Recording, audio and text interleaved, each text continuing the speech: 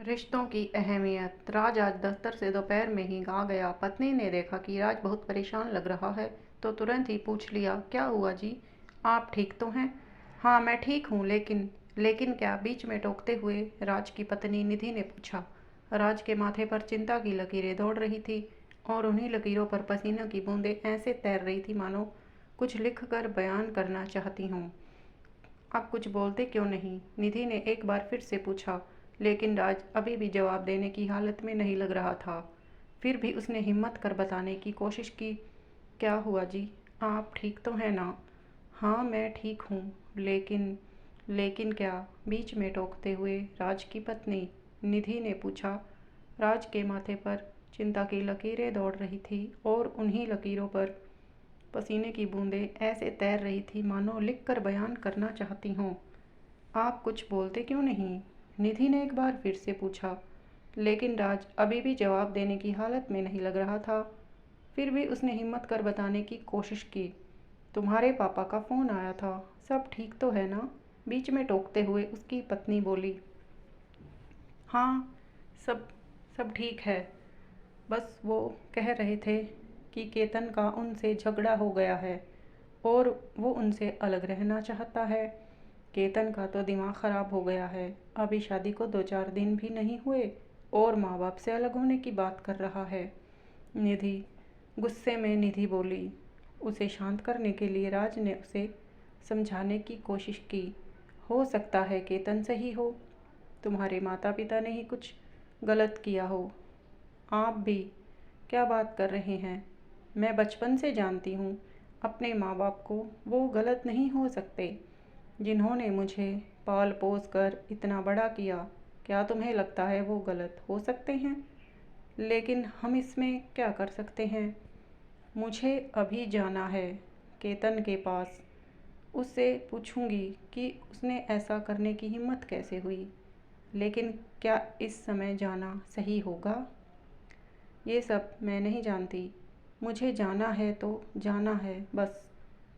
स्थिति में राजनीति को भी रोक भी नहीं सकता था, इसलिए उसने उसके साथ जाना ही ठीक समझा। निधि और राज की शादी को 8 महीने हो चले थे। केतन निधि का भाई था। उसकी शादी को अभी 3 ही महीने हुए थे। निधि अपने मायके पहुंची। अभी राज कार में से उतरा ही था। इतनी देर में तो निधि दरवाजे से घर के अंदर भी दाखिल हो गई। ड्राइंग रूम में निधि के पिता बैठे थे।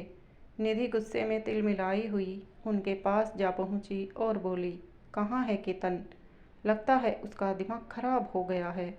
उसकी इतनी हिम्मत कैसे हुई कि आपसे अलग रहने का ख्याल भी उससे कैसे आया? निधि के पिता हैरान होकर उसके मुंह की तरफ देखने लगे। फिर कुछ चिंतित सी आवाज़ में बोले, निधि बेटा, ये क्या बोल रही हो तुम? किसने कहा तुमसे कि केतन हमसे अलग होने वाला है? इतनी देर में केतन की पत्नी किचन में से बाहर निकल कर आई। पिताजी के सवाल और केतन की पत्नी को देखा। निधि एक पल के लिए मानो शून्य में चली गई। उसे समझ नहीं आ रहा था ये सब सच में हो क्या रहा है। उसे कोई बहुत बड़ी गलतफहमी हो गई थी। तभी उसने देखा कि राज अभी तक वहाँ नहीं पहुँचा था। इसलिए जैसे ही उसने घूमकर दरवाजे की तरफ देखा, उसने राज को वहाँ खड़ा पाया। इससे पहले कि वो कुछ पूछती, राज पहले ही बोल पड़ा, मैंने झूठ बोला था। लेकिन क्यों? अब तो निधि के साथ उसके पिता और केतन की पत्नी भी समझना चाहते थे आखिर हो क्या रहा है। इतनी देर में निधि की माँ भी अपने बेडरूम से निकलकर बाहर आ गई। क्योंकि मेरे माँ बाप गलत नहीं हो सकते। मैं भी उनके साथ बचपन से रहा हूँ।